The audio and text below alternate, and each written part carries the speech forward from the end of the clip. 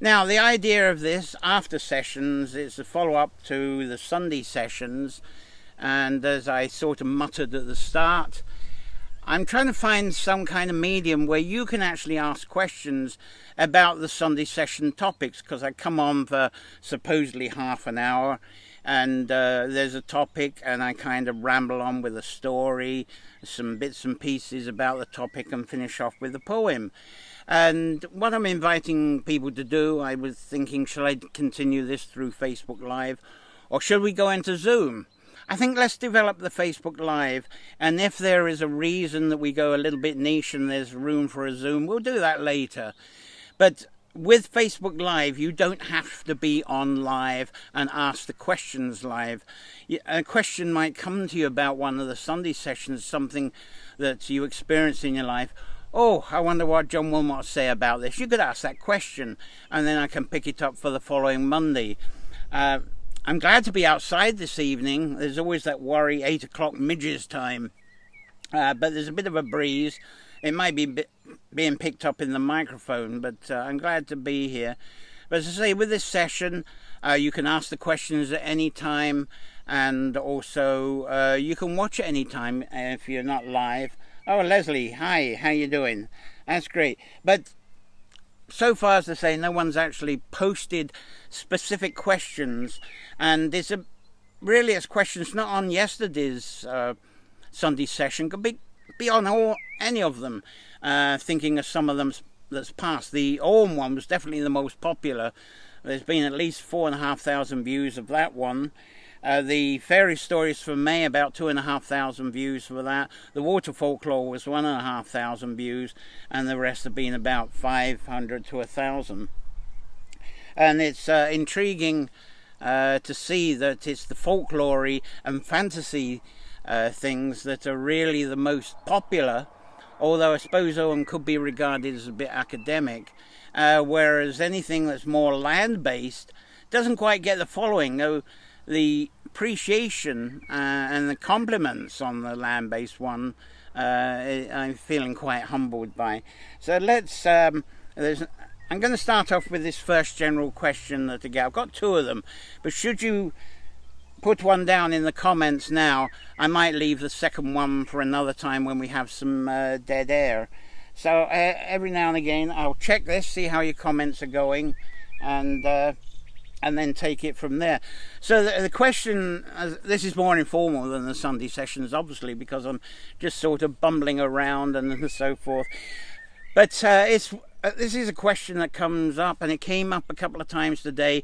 It's a very frequent question that I get, and I've had for years and years, even before there was a Facebook, is how factual are your presentations, and how much of what you say and share is fiction.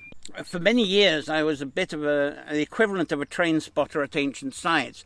Anywhere where I saw an ordnance survey map that had a holy well or a fairy ring or stone circle or a cairn, I'd always want to try and find it and use the map and compass. And there's a lot of people who use this as a hobby, and of course some people who do that, they become archaeologists.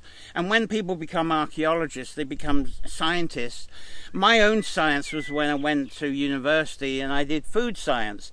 And the one thing that happens there is in order to do research, you use equipment and you put down the results, and you're very sort of distanced from that. If you were listening yesterday to the handsome frog that I was doing about clouding yourself, of how people live in this sort of bubble exterior to nature. And I think when you're doing research, as if you've got to be exterior to it, you've got to be objective, and you write all these results down, and often you can say we've got the Cache Hills here. You can get several archaeologists go up there and discover stuff. They use the testing equipment, what they've been trained to do, and you can read one report after another, and you'll see a lot of similarities. They almost duplicate themselves. It's almost like a template. But then at the end, you've got their conclusion, and that is the amazing part. The conclusion everyone is totally different. They might have the same results, use the same equipment, and certainly when I was at university, this is what was happening. The conclusion is where the person doing the paper becomes the storyteller. I've held this question for a long time. People have asked me that, and I pondered over it. And sometimes, and you'll all get this, there are moments, and you don't realize it at the time, but they become actual life-changing moments that they can be so simple and normally so mundane that at the time you think, well, that was okay. But somehow it tends to be your mentor. And one of these was actually an episode of Dr. Quinn, Medicine Woman, of all things. And I think it was a later series. And there was an episode in it. And by that time, they had set up reservations for the Native Americans, or the Indians, as they sort of unusually called them. And excuse me if this is going to start sounding a bit topical at the moment, but in this episode, they rounded up the various tribes and they put them into reservations. There was no consideration about the differences of the different tribes. Oh, that's an Indian, we'll just throw them into the reservation. And what they were doing, they were throwing tribes that had perhaps had tension for a few hundred years, and suddenly they're in this area where they've got to expected to get on, because as far as the white man concerned, they're all the same. They're all the same there. So this was it. And the minister was actually given the job by the governor of the state, Colorado, wasn't it? Which was obviously a direction from Washington, to teach the children of these tribal people. And so they set up a school. And it was in the reservation, of course. And of course all the tribal leaders, what was left of them, the elders, and they were very skeptical of what was going on here. And as they put the school together, they kind of observed, because they had formed a bit of a relationship with this minister, but this was a time when the minister was under the orders of the state and also federal orders. So he had to really change his tune. He had to be that sort of discipline. So the school there had its rows of desks, the school area. The children from the different tribes were given a school uniform that made them all look the same. And of course they all had these haircuts, and that was a vicious thing. They all had the haircuts and the elders held back because they didn't want to disrupt the conditions they had tried to form inside the reservation. And so it was lesson 1. And the minister went into lesson 1, the creation of the earth. And so he went into the Adam and Eve story. Cloud Dancing, who was the leader character in Dr. Quinn, sort of representing the Native Americans, he got furious, and him and some of the other elders, they attacked the desk, they threw them everywhere. There was a bit of a scuffle, a bit of a fight. Cloud Dancing got into a fight with the minister, and there was a hell of a ruckus, and one thing led to another. They started talking about it, what went wrong, and of course the governor was saying, well, this is a mess, how can we educate these children? And Cloud Dancing said, look, you're doing this all wrong. Let me show you how we can do this. So the governor actually, after a bit of a debate from the minister, the governor gave him leeway to let Cloud Dancing show his example to see if it's something that could work. So what he did, there was no rows of desks. He actually had a circle, and the different children of the different tribes were sat in the circle. Now, one of the amazing things at this point is they were all speaking English. It wasn't, forked eagle comes down ground, fish jumps out of water into fire. It wasn't the sort of pidgin English that the sort of B movies used to do. It kind of reminded me of some of the science fictions. I think I brought this up with you before. It always amuses me, and the spaceship can go 1 billion light years off into space, land on a planet that seems to only have one town and one village, and everyone in that town or the village speaks Shakespearean English. So it's pretty much on this level. But I suppose it's something that people have to understand. Anyway, they were all in this circle, and Cloud Dancing started the first lesson. And it was almost the same question. And he would point to one child, tell me how you was taught how the earth began. And so the child gave the story that was passed down by the tribe. And the next child was asked the same. And it was a different story, different animals, different birds, different people. And they went round one by one, getting all these different stories from the tribe of interpreting how the earth began. And then right at the end, Cloud Dancing called on the minister and said, right, tell me how you were taught how the earth began. And of course the minister came out with the Adam and Eve story. And the lovely thing about that is that all these stories were very different characters, different animals, different landscapes, different situations. But what they taught was absolutely identical. And so when a question is put to me, is how factual are the presentations?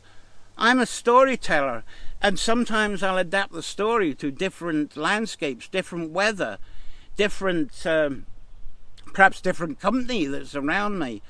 But the end result, I would hope, is the story ends up being reacted to the same. I think one example, I had a group, and we were talking about the caves of Cache, and at that point these people, they were on a kind of a Celtic Christian pilgrimage type thing. So I had to integrate some of the monastic law along with the more ancient law, which they would identify as pagan law. I loathe using that, but I had to, I think, just, it's like, you know, Shakespeare in English on another planet. So in some ways I had to use that language. And so I kind of went through the story, but a couple of them got a little irritated, especially one woman. She said, what I want to know is, what is the exact date when Ireland converted from paganism to being Christian? And I said, well, that date hasn't happened, and I doubt if it'll ever will. And she just could understand it. Oh no, it's in the books. There is a date when Ireland became Christian. And I thought, well, yeah, if I had had a date, and I had mentioned that date to that woman, I bet 5 years later, I bet 5 minutes later, she wouldn't have remembered that date. But what she would have remembered is what she was feeling, the imagery that was going through her about the transition maybe from old ways to reading or being preached the scriptures. And imagine, she may be imagining herself in that position in a monastery and how she felt, because obviously she had a strong faith in the Christian religion, but somehow she wanted something that was more rooted. And I bet that experience, that feeling, is still with her today. If I had told her the date, it would have gone 5 minutes later. Anyway, that's a long answer to question one. Let's see if you've asked something. Where do I start? Dowsing your surroundings, more poems and stories. Well, those are going to come up. I think, look at caracrawleycottage.com, and I have a Sunday sessions. And you'll see that I've got a listing of the titles. And the one thing I found doing these Sunday sessions is that I'm putting too much into the 30 minutes. I think the Orm I've already split up into 4 different sessions for next time, because I really had to cut short on so many things. And that happened with the water law a couple of weeks ago. That's now going next year. There's going to be 3 or 4 sessions. So, you know, to say dowsing surroundings, more poems and stories, definitely going to be more of that. And as I say, on the Sunday sessions week by week. So thank Sandra Elizabeth, medium, for coming up with that one. Deborah Redden, let's see, I missed Sunday session. I think the Q&A session's a great idea. I loved hearing about I imagine that was the Piddler, yes, Peter Piddler. That was actually a Somerset. I picked that one in Somerset. Anyway, any of the Sunday sessions on the Caracrawley Cottage and Labyrinth Gardens, if you scroll down, they're there, they're all there. But what's maybe easier is go to caracrawleycottage.com, and you'll see Sunday sessions, and you'll see a link in that goes through to an archive of the YouTube versions, because when I've done a live Sunday session, of course it's off the cuff and there's a bit of bumbling nonsense, so I kind of edit that out and try to make it a little bit slicker. So you'll get the sort of slicker versions of the YouTubes. So thanks about that, Deborah. And so the next one is quite related to that last question, but it's one that's put to me very often, and not online. It tends to be from visitors, people that I get into conversations with. Obviously the last 10 weeks I haven't had these conversations, maybe a little bit on the phone. Some people have sent emails, but that question is how authentic is what I present. When they're saying about authentic, it's really, I think, people looking at me as a blow-in. And how comes this blow-in is talking stories? That's this area, shouldn't this be sacred to the people living here? Well, there's one thing I don't think is shown as much is when there were the travelling bards. Obviously, these travelling bards from medieval times, especially onwards to, I suppose, they were subjected to being dispensed with, like Elizabeth I didn't like the bards because she said they were spreading too much porn. Well, she said they were spies, but it seems the hidden reason was that they were spreading pornography because they were composing poems and songs about chieftains' mistresses. And Elizabeth got wind of that, and it was off with their heads, so they sort of disappeared to hiding places in Scotland because they could be found in Ireland. But the thing with the bards is they were slowed down with travel because they would have had mules, they would have had horses, but even so, they were travelling, and they would have picked up stories from different families, different areas, and they definitely would have translated those out to the surroundings and the people that they were with, and perhaps would have chat with people, and the stories they're holding, they would replace some of the characters and some of the situations with something local. Yet it's the same story they passed around. But nowadays, our travel speed has increased. People got onto bicycles, they then got horses, they got cars, they started travelling by train, and then it's aeroplanes as well as boats. And so in my life, the more settled times have been in Yorkshire, they've been in Somerset, they've been up in the Hebrides in Scotland, and they've been here in Ireland. Oh, and also in the USA as well, in Utah. I was there for a while and picked up a few things, and even in Florida. And in Florida, there's a lot of incoming stories of storytellers from New England, especially that moved in.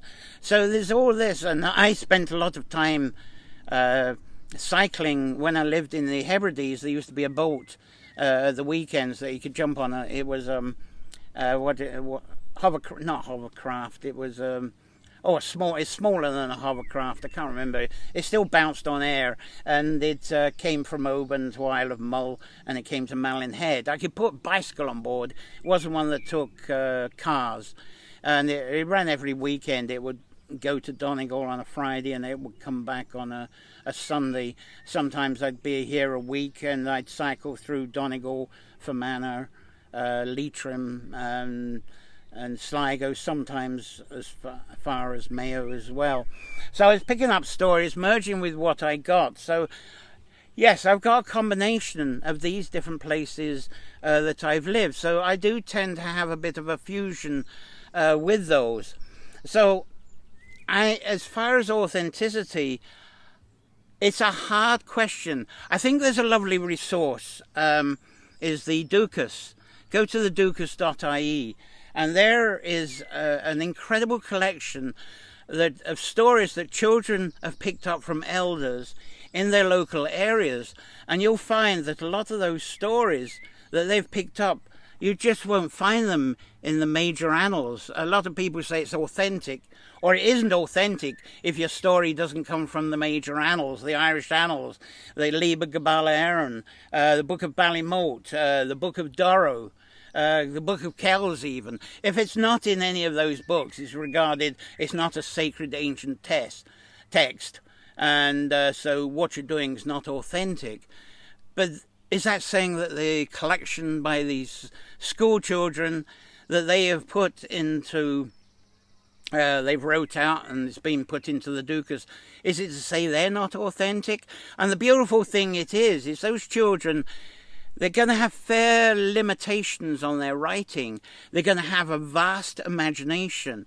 So what they're going to write is not an exact copy of the story that was told to them by the elder. They probably did have recordings, but I think their imagination is actually going to take over some of the wording and the way they put this.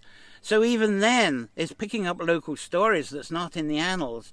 And I still think there is an authenticity to that. A lot of people obsessed with the facts of things. There's, what are the facts? And I was watching a video. I don't know how I got into the video, but it was of a teachers' convention in Canada. And one teacher was speaking at this conference and was trying to find a new way of getting children interested in their education, because it looked like he was, I don't know, I think he was presenting geography, I can't remember. But the children seemed bored, so he said, let's get to the bottom of this. What is this boredom? So he asked the class, who likes coming to school? And there was sort of a bit of reluctance and some hands went up. And then he asked a question, and who here likes learning? Oh, all the hands went up, they all liked learning. So he asked, well, you love learning, but you're not so happy about coming to school.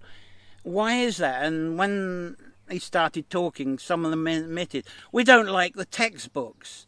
We like the stories. We just don't like the textbooks. And I think that really sums that up. Now, there was a herb company I worked for in Utah, and the herb company used to do presentations for herbalists in different places to try and attract them to perhaps incorporating the products into what they were doing, because it was run by a Chinese person, so it was kind of introducing the Chinese concept to health, the whole nutrition, well, the yin and yang and all kinds of simple philosophies like that.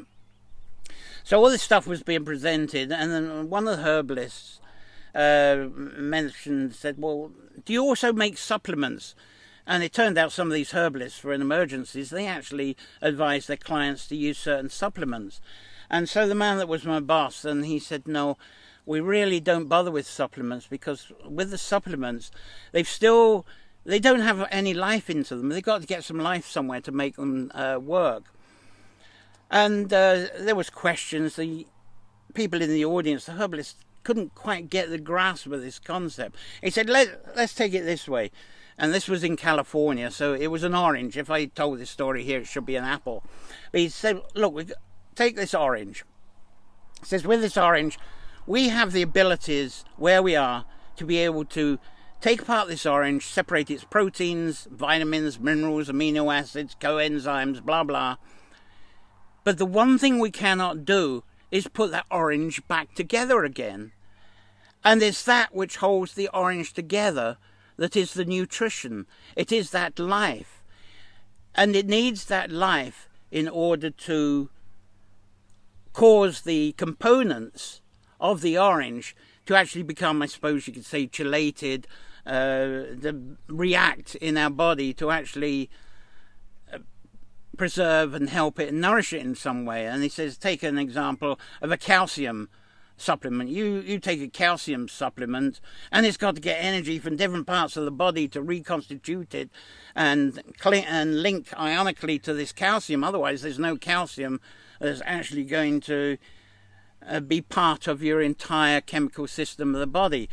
But the whole crux of that is to me, that was kind of a bit life-changing, was this idea of this nutrition. What was holding the orange together. So taking that context with these stories and the way that I tell them and the information, it may be complete fantasy if you analyze them from a distance, if you analyze them from some kind of objective bubble.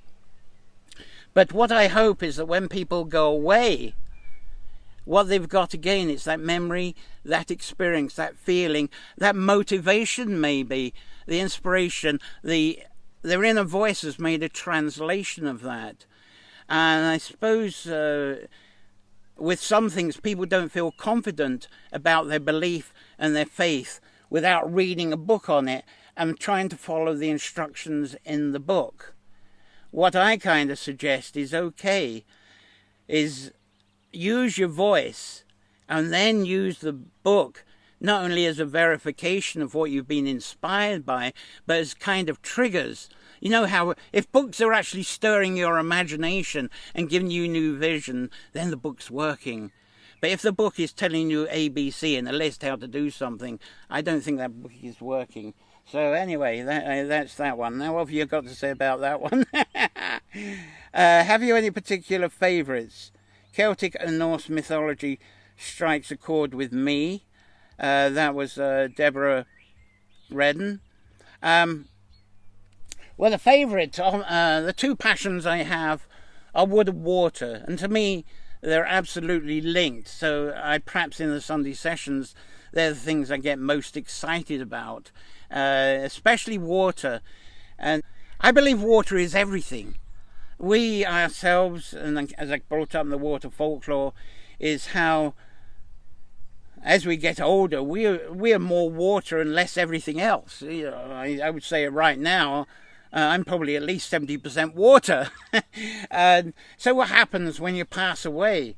That water is going to have to release itself. The whole thing of dust to dust. Yeah, of course, it's part of the muscle and the bone and parts of us that's material that was made from stuff from the earth. And then this water sort of inflated us. And I feel that water is very much connected to our inspiration, our imagination. And it's probably a fantasy, but there is this basic chemistry that you can't destroy anything. You can't destroy energy. It actually becomes something else. And I feel that must be true with water, because I feel that memories, experiences, the recall that we have, if we're thirsty, somehow our mind becomes a blank, we become dozy. We might get apparitions if we're thirsty, but we don't coordinate. We don't have a sort of central feeling or a central sensory understanding if we're deprived of water. And that to me seems to be the holder of our wisdom, is that water.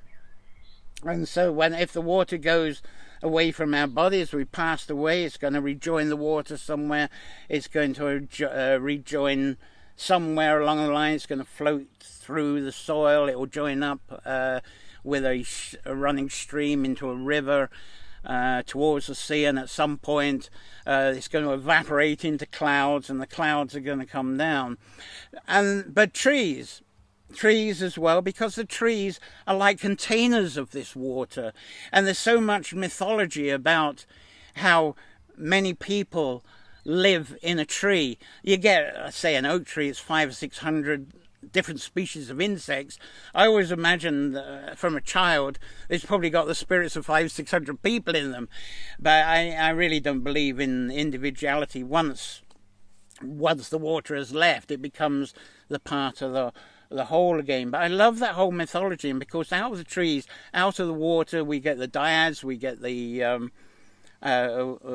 nymphs, we get the fairies, we get the she. Anything fairy and she, those folklore stories don't seem to work unless there's some water involved. And I relate to those stories very much with the trees. I don't relate to them with the stones so much. So if I go to a stone circle and find that one of the standing stones has been split wide open by a hawthorn that's come up and split the stone, I cheer. So I think, I've been on for half an hour. I think that's fair enough. So thank you for actually joining this, the pilot after sessions, after the Sunday sessions. Thank you for being around, asking questions. This is going to be archived. I've not decided if I'll put it on the YouTube as well. But do think of questions through the week. You can always leave your questions on the event page, and I'll put one up for next week as soon as possible. But even if you have questions on my profile, on the Carracrory page, on the Woodland Bard page, Celtic Ways page, I'll always pick them up. send them through Messenger or through an email. And the thing is, you don't have to ask them live. If you're going about your business doing stuff, oh, I wonder what John will say about that. Just pop a message in. And then likewise, if you can't be live for next Monday at 8 o'clock, it's going to be the archive. You can come back later if there's something absolutely fascinating on, or it's a lovely evening you want to get with the gardens. I don't mind, I'm honoured by the people that turn up here now, but there's always the archive. So I think I'll finish there and wish you a grand evening. I didn't get bit by midges, and I'm glad. I hope this went well. I did sort of go off on a tangent on a couple of questions, but I hope there's something from that inspires you in some way. So fire your questions again next Monday, 8 o'clock, after sessions. Bye. Have a great week and stay well. Thank you.